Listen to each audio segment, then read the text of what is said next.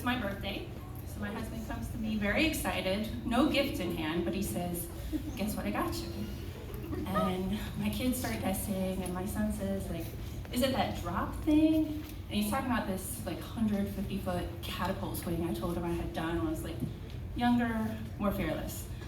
And my husband says, no, but you're close. I said, oh God. I said, did you get me skydiving?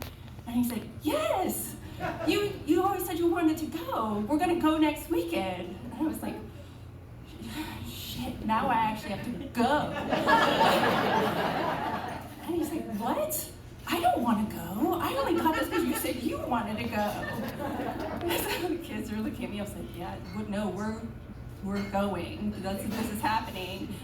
So we get to the big day, and they make you fill out this really long waiver, of course, before you can jump. And it says a lot of standard things like, you're taking on great risk, we're not going to be liable, etc.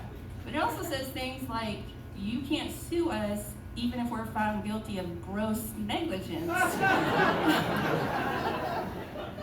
take some deep breaths, and I sign the waiver, except the part that says they can use my photo for social media. Because I'm not scared to jump, but I'm going to stand my ground on digital privacy. It's a non-starter. The guy comes out, he says, no, you've got to tick every single box or you're not going to jump. So I say, fine, I just want a refund. And I'm feeling like total relief and total cover, because I'm not gonna be afraid to jump, that's fine. But the guy says no, sorry, we've got a no refund policy. So I'm stuck. So I don't really want to jump. I don't want to let my husband down. And most of all, I do not want to make a scene. I do not want to become that person. So I sign the waiver. So we watch a video, we get strapped into our harness, the instructor goes over how things are gonna go. Basically, we're gonna be strapped to the guy. They're gonna take care of all the major things, like not getting us killed. We get on board this really small plane. My husband and I are the only two people on board, except for the instructors. And we're sitting on these benches in a cabin that is literally smaller than this stage. And I start to panic, and I just think, and I'm not gonna be that person. I'm just gonna calm myself down. I'm not gonna make a scene. So I just start to look around and look for things that are gonna calm me down. So I look outside the window. No. I look at the back of the plane where there's the door, which is this roll down door type that you get on the side of a warehouse, except this is plastic and see-through. No. I look up and the sections of the plane are held together by rows of command strips. No. So I just take some deep breaths. And then the instructor yells in my ear and he says, we're the only people on a plane, I'm gonna need you to help me open the door. Yes, totally, I'm gonna do that. It's not gonna be a problem. So we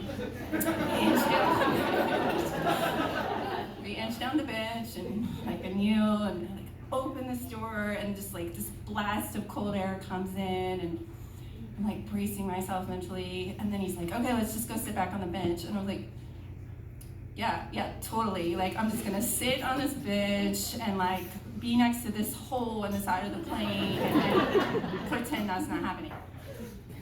And so 30 seconds later, he taps me and he's like, okay, let's get ready. So we kneel down, and it's very uneventful. He kind of leans you and he's like, okay, 1, 2, and then boom, you're out of the plane. And it might seem really obvious to you that plummeting to the earth at 120 miles per hour would be a shock to your system, but I was not ready for it. I just got hit in the face with the cold air so hard, it took the breath out of me, and so all I could do was just concentrate on breathing. But as soon as I got my breath and I just focused, it's just all of this fear that I was feeling, it was just gone.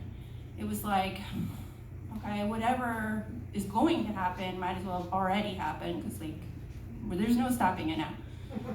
So, like about a minute later, he deployed the parachute, and I mean, it was just like serene. We were just hanging there. He started talking to me about like the time he parachuted over Dubai. He's like pointing out my husband, like floating peacefully in the sky.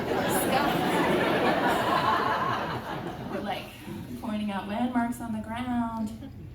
And I didn't feel elated. There wasn't any big like epiphany or any profound insights, but I felt really proud of myself because I thought, I was terrified, and I did this thing that nobody really done, not that many people really do. I didn't know if I'd be able to do it.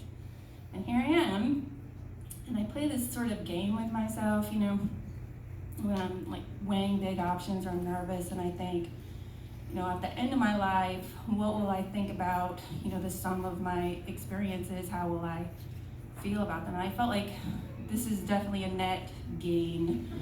I thought, this is the kind of detail that I would read in a memoir that I would admire. Getting that refund and leaving, that would not have been. But when we were leaving, I said to my husband, what we really should have done? We should have got some pictures.